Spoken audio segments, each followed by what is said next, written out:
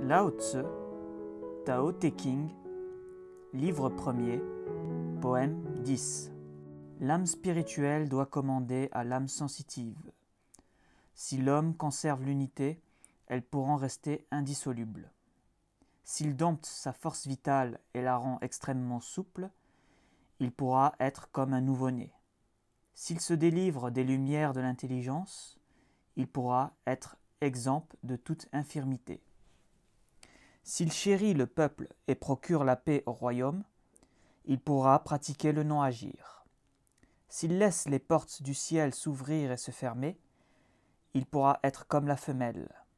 Si ces lumières pénètrent en tout lieu, il pourra paraître ignorant.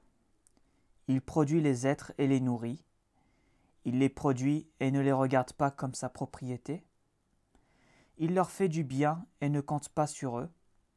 Il règne sur eux et ne les traite pas en maîtres. C'est ce qu'on appelle posséder une vertu profonde. Explication. Lao Tzu nous dit que dans chaque humain, il y a deux mondes différents. Le monde de la spiritualité, l'âme spirituelle qui le rapproche du Tao, celui des désirs, des pensées superflues, c'est-à-dire l'âme sensitive. L'homme sage sait conserver une harmonie entre ces deux mondes, ces deux âmes, de telle façon qu'elles dépendent l'une de l'autre. Lorsqu'il aura dominé ses forces vitales et s'être débarrassé de toutes les idées néfastes, il deviendra un être pur, libéré de tous les errements moraux. Lorsqu'il aura acquis tout cela, il sera prêt à pratiquer le non-agir pour prodiguer aux gens la paix et la sagesse. Lorsque la porte du ciel s'ouvre, il guide les gens. Lorsqu'elle se ferme, il se met au repos.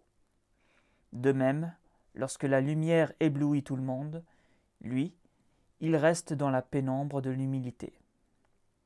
On retrouve un même principe dans le poème 20 que nous aborderons bientôt.